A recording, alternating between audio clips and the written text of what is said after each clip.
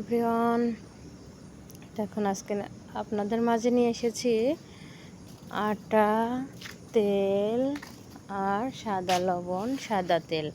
এগুলো দিয়ে পানি দিয়ে মাখিয়ে রাখবো প্রায় 30 মিনিট।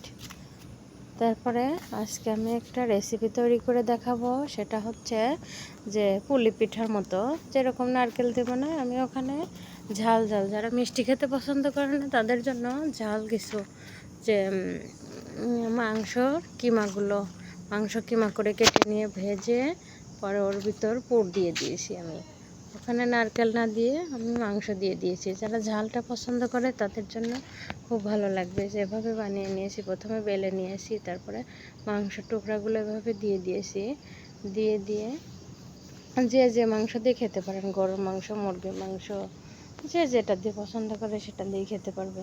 তবে এই যে দেখুন, এভাবে আমি এই যে লেচিগুলো বানিয়ে নিয়ে ওর ভেতর দিয়েছি। দিয়ে এই যে চেষ্টা করতেছি কিভাবে পুলি পিঠা বানায়।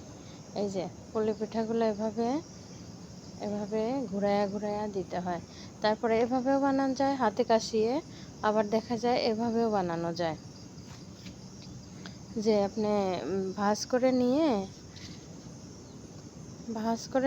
আপনি ছুরি দিয়ে কেটে পিস করে কেটে তেলের মধ্যে ছেড়ে দেওয়া যায়। যে ছুরি দিয়ে এই যে ভাঁজ করে নিয়ে, যে নকশি পারবেন না সেভাবে বানাইতে পারেন।